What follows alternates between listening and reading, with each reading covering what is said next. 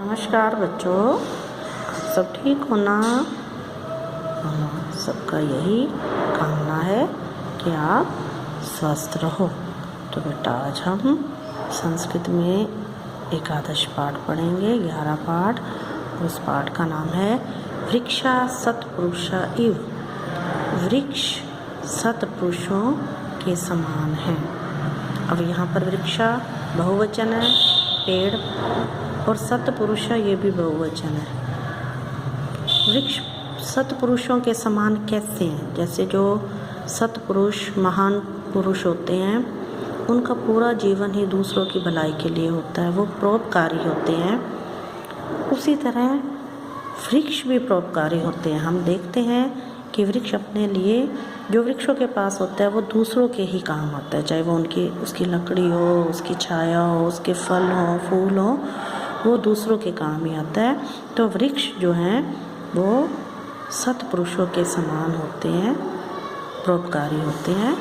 तो आज हम इस पाठ में पढ़ेंगे कि किस प्रकार कैसे वृक्ष जो है सत्पुरुषों के समान है, वृक्ष में क्या क्या प्रदान करते हैं, और वृक्षारोपण क्या होता है उसके बारे में भी हम पढ़ेंगे। तो चलिए शुरू करते हैं। अद्य विद्यालय वृक्षारोपण कार्यक्रम। आज विद्यालय में वृक्ष लगाने का कार्यक्रम है। वृक्षारोपण, रोपण का मतलब है वृक्ष को लगाना, पेड़ पौधों को लगाना। वृक्षारोपण का कार्यक्रम है। उद्याने बहवे पार्श्व स्थापिता सन्ति। बगीचे में बहुत से पौधे स्थापित हैं। घंटिका वादनम भवति। घंटी बजती है। सर्वे छात्राः उद्याने एकत्रिता भवन्ति। सभी छात्र, सभी विद्यार्थी बगीचे में इकट्ठे होते हैं। एकत्रिता, इकट्ठे, बहुवचन है ये, भवन्ति होते हैं। आचार्य मंचम आरूह्य छात्रैः सह वृक्षारोपण विषय वार्तालापम करोति। और अध्यापक मंच पर चढ़कर छात्रों के साथ वृक्ष लगाने के विषय में बातचीत करते हैं। और आचार्य पूछते हैं, बच्चों को कहते हैं, भो छात्राः, ये विद्यार्थियों, स्वागतम भवताम अस्मिन् वृक्षारोपण कार्यक्रम में। आपका इस वृक्षारोपण कार्यक्रम में स्वागत है। अस्मिन्, इस। अद्य वयं सर्वे एकम एकम पादपम रोपयिष्यामः। आज हम सभी एक एक पौधा लगाएंगे, क्योंकि एक एक पौधा लगाने से ही देखो कितने पौधे लग जाएंगे और इस पृथ्वी पर कितनी हरियाली हो जाएगी। ततः पूर्वम, उससे पहले, अहम कतिचन प्रश्नान पृच्छामि, मैं कुछ प्रश्न पूछता हूँ। भवन्ते विचारम कृत्वा उत्तराणि वदन्तु। आप विचार करके, सोच समझकर उत्तर बोलें। किम भवन्तः सज्जाः। क्या आप तैयार हैं? ये भवान एक वचन होता है आप, और भवन्तः बहुवचन, ये भी आपके लिए होता है। छात्राः आम श्रीमान, हाँ श्रीमान।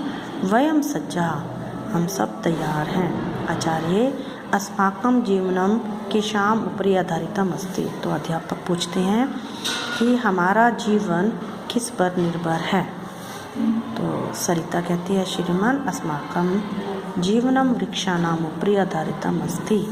हमारा जीवन वृक्षों पर आधारित है। तो आचार्य पूछते हैं, अध्यापक पूछते हैं, कथम, कैसे। तो राहुल उसका जवाब देता है, वृक्षा अस्मभ्यम प्राणवायुम प्रयच्छन्ति। कि वृक्ष हमें प्राणवायु देते हैं। प्राणवायु क्या होती है? ऑक्सीजन। तेन एव अस्माकं प्राणा चलन्ति। और उससे ही हमारे प्राण चलते हैं, हमारा जीवन चलता है, हम जीवित रहते हैं। तो पृथ्वी पर जो वृक्ष है ना, वो क्या करते हैं? ऑक्सीजन का संतुलन बनाए रखते हैं। कैसे? कि हम जैसे सांस में कार्बन डाइऑक्साइड रिलीज़ करते हैं, छोड़ते हैं, पेड़ उसी कार्बन डाइऑक्साइड को अब्जॉर्ब करके और ऑक्सीजन को छोड़ते हैं। तो जितने भी प्राणी होते हैं संसार में हैं, उनको तो जीवित रहने के लिए ऑक्सीजन की आवश्यकता है, और उस ऑक्सीजन की पूर्ति किससे होती है? पेड़ों से। तो हम जितने ज़्यादा पेड़ लगाएंगे, हमें उतनी ही प्राणवायु मिलेगी और उतना ही हमारा जीवन हेल्दी रहेगा, स्वस्थ रहेगा। तो इसलिए जो पेड़ हैं, सबसे पहले जो मुख्य चीज़ हमें पेड़ों से मिलती है वो है ऑक्सीजन। आचार्य कहते हैं शोभनम, बहुत अच्छा। वृक्ष अस्मभ्यम किम किम यच्छन्ति, पेड़ हमें और क्या क्या देते हैं।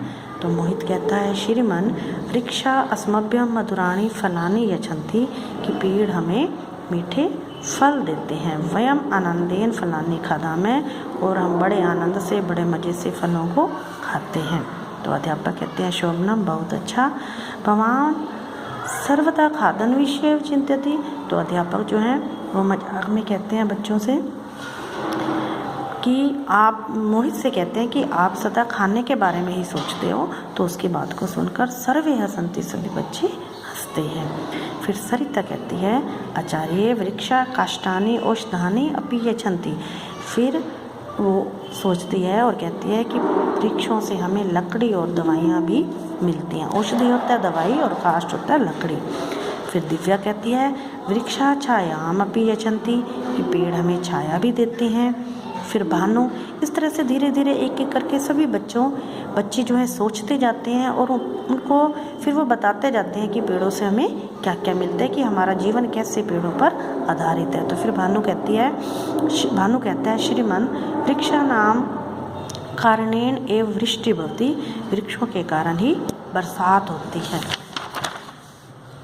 वातावरणम अपि शुद्धम भवति, और वातावरण शुद्ध होता है। हम देखते हैं, सुनते हैं कि जब वातावरण में बहुत ज़्यादा प्रदूषण हो जाता है तो जब उसको पानी के द्वारा, हम पेड़ों के ऊपर ना पानी की बौछारें डाली जाती हैं ताकि जो है पर्यावरण शुद्ध हो जाए। लेकिन जब बरसात आ जाती है तो वो अपने आप ही वातावरण शुद्ध हो जाता है। तो बरसात आने के कारण पेड़ जो है वातावरण को शुद्ध रखते हैं। फिर मोहित कहता है वृक्षा नाम कानेन मृदा अपदरणम ना भवति, कि वृक्षों के कारण मिट्टी का अपरदन नहीं होता। येन जल प्लावनस्य संकटम न आयाति, जिससे कि बाढ़ का संकट भी नहीं आता। अब पेड़, मिट्टी का कटाव क्या होता है कि जहाँ पर पेड़ नहीं होते वहाँ अगर बड़ी जोर की बरसात आती है तो उस बरसात के पानी के बहाव के साथ बहुत सारी मिट्टी बह जाती है। लेकिन अगर उस स्थान पर अगर पेड़ लगे हुए हों तो उनकी जो जड़ें होती हैं वो मिट्टी को जकड़े रखती हैं और वो उस मिट्टी को बहने नहीं देती। और दूसरा जो उनकी जड़ें होती है वो पानी को सोख भी लेती हैं, जिससे कि बाढ़ आने का खतरा भी कम होता है। तो जहाँ पर पेड़ नहीं होते वहाँ पर मिट्टी के कटाव का भी खतरा होता है और वहाँ पर बाढ़ का भी खतरा है। तो पेड़ों के कारण ये दोनों खतरे नहीं होते। तो दिव्या कहती है श्रीमन वृक्ष बहुनाम खगा नाम अपि आश्रय भवति, कि पेड़ जो है बहुत से पक्षियों का आश्रय भी है, कि बहुत से पक्षी जो हैं पेड़ों पर घोंसले बनाते हैं और उनके बच्चे उसी घोंसले में, उनके अंडे और बच्चे होते हैं। जब पक्षी सारा दिन दाना दून का चुग कर शाम को वापस आते हैं तो वो अपने घोंसले में ही आते हैं, जो कि पेड़ों पर होते हैं। कई बार हम देखते हैं कि कई जैसे बंदर वगैरह और भी कई ऐसे जंतु होते हैं जो पेड़ों के ऊपर रहते हैं। तो इस तरह से पेड़ जो है बहुत से पक्षियों का आश्रय भी है। फिर आचार्य कहते हैं शोभनम, बहुत अच्छा।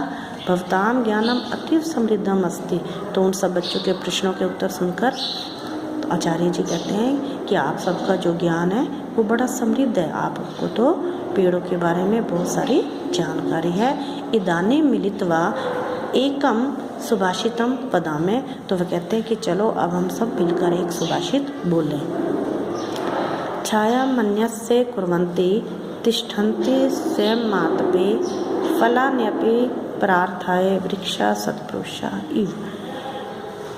वृक्षा अन्यस्य छायां कुर्वन्ति स्वयं आत्मे तिष्ठन्ति, कि पेड़ स्वयं धूप में खड़े रहते हैं। आत्मे होते हैं गर्मी में, धूप में खड़े रहते हैं और दूसरों को छाया करते हैं।